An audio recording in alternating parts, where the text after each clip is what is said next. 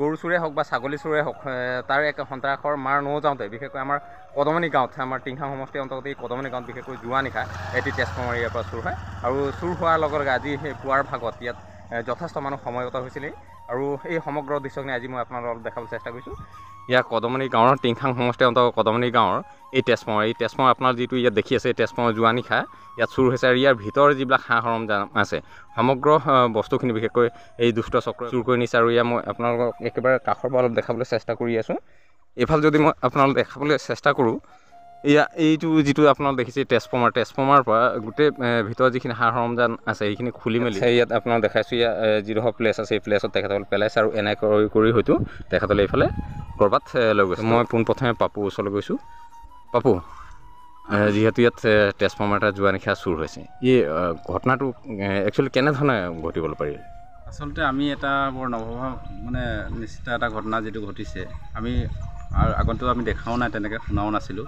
কিন্তু আমাৰ আমাৰ এই দুখন গাঁৱৰ সংযোগী আমাৰ যি বিদ্যুৎ পৰিবাহী আমাৰ ট্ৰেন্সফৰ্মাৰ আছে সেই ট্ৰেন্সফৰ্মাৰটো যোৱা নিশা পাৰে ৰাতি 12মান বজাত কোনো দুষ্ট চক্ৰই এইবিলাক আমাৰ চুৰি কৰি লৈ যায়।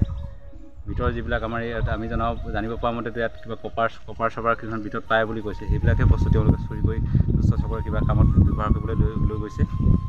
আৰু আমি এই ঘটনাটো আমি সঁচাই একেবাৰে নিন্দনীয় বুলি ভাবিছোঁ, কাৰণ এনেধৰণৰ ঘটনাই আমাৰ যি সমাজ জীৱনত আমাৰ এটা বিৰূপ প্ৰভাৱ পৰিব আৰু এই ক্ষেত্ৰত যাতে প্ৰত্যেকে সজাগ আৰু সচেতন হওক, প্ৰতিখন গাঁৱত প্ৰত্যেকে যাতে সতৰ্কতাৰে বস্তুটো নিৰীক্ষণ কৰক।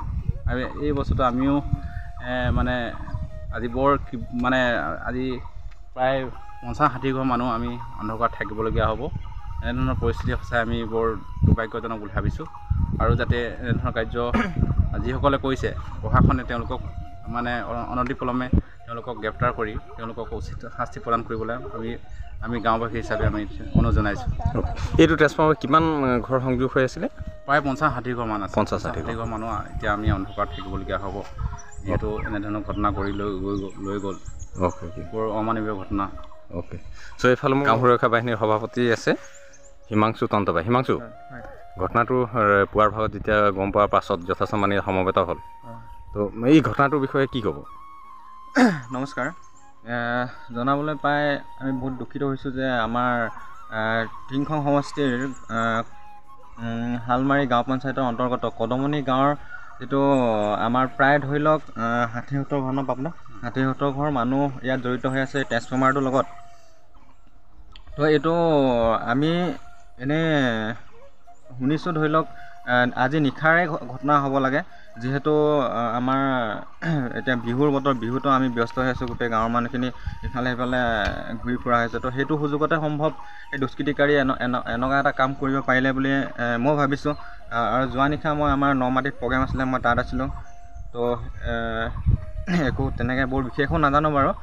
ৰাতিপুৱাহে মই গম পাওঁ, পাপুদাই মোক ফোন কৰিছে, ৰাতুলদাই মোক ফোন কৰিছে যে এনেকুৱা ঘটনা এটা ঘটিলে। তো সেই লগালগ মই বিচনাৰ পৰা উঠি আহি ইয়াত তাকে ঘটনাটো কি হ'ল বুজ ল'বলৈ আহিছিলোঁ।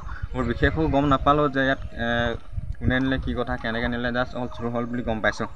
তো যিহেতু ইয়াত আমাৰ প্ৰায় 60-70 ঘৰ মানুহৰ এতিয়া অন্ধকাৰ ৰূপত আছে, এতিয়া সৰু সৰু ল'ৰা ছোৱালী আছে, স্কুল ক্লাছ আৰম্ভ হ'ব সোমবাৰৰ পৰা।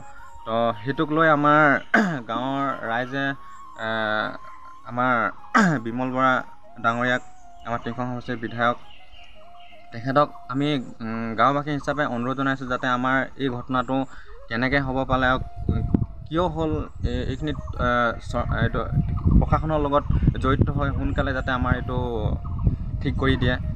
আমাৰ যিহেতু বহু ঘৰ অন্ধকাৰ ৰূপত এতিয়া বৰ্তমান আছে। প্ৰশাসনক জনোৱা হৈছিলে নেকি? প্ৰশাসনক জনোৱা হৈছে, পাপুদা জনাইছে, আহিছিল তেখেতসকল? আহিছে। APDSL-ক জনোৱা হৈছে? APDSL-ক আমাৰ ইতিমধ্যে জনোৱা হৈছে। APDSL-এ তেওঁ জনাইছে যে যিখিনি যাৱতীয় ব্যৱস্থা আছে আমি চাম আৰু তেওঁৰ ওচৰলৈ আমি যাব লাগিব। গাঁওবাসী হিচাপে কেইজনমান আমি তেওঁৰ ওচৰত আলোচনা কৰিমগৈ।